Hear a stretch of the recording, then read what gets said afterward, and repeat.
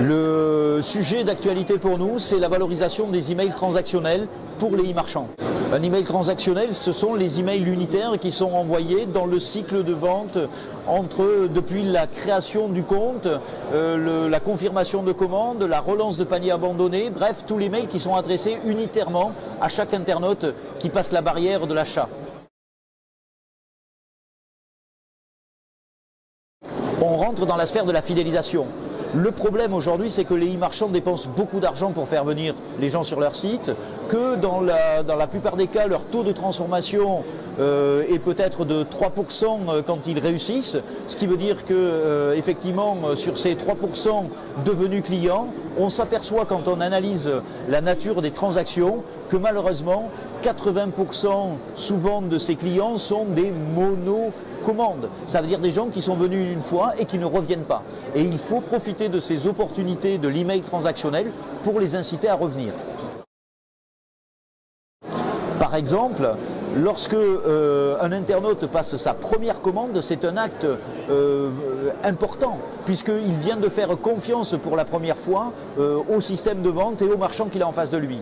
Pourquoi ne pas utiliser cette confirmation de première commande avec bien sûr l'objectif de lui confirmer techniquement sa commande, fonctionnellement sa commande, mais pourquoi ne pas l'inciter, ne pas le reconnaître comme étant sa première commande et ne pas l'inciter à venir passer une seconde commande. Tous les e-marchands ont pour objectif non pas de simplement avoir des clients, mais avoir des clients qui reviennent.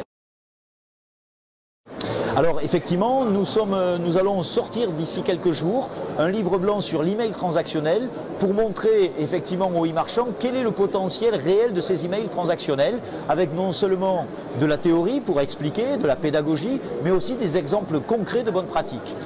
Il y a deux cadres.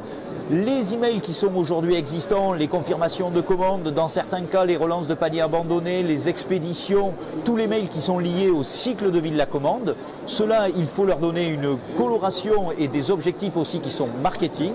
Et un deuxième volet qui consiste effectivement à travailler la fidélisation client dans une logique de repeat business, c'est-à-dire d'inciter la personne à revenir. Par exemple, travailler sur des dates de commande pour s'apercevoir qu'une personne n'est pas revenue commander alors que normalement il devrait pouvoir commander tous les 30 jours, 15 jours ou 2 mois et qu'il n'est pas revenu, et donc le rappeler à son bon souvenir en l'incitant à revenir donc dans la boutique du e-marchand.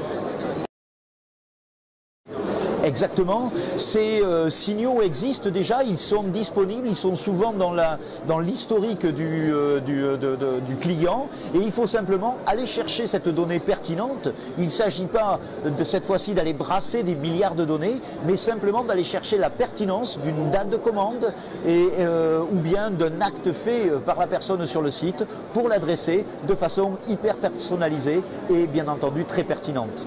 On attend la sortie de ce livre blanc. Oui, c'est dans quelques jours maintenant. Merci Jean-Paul. Au revoir.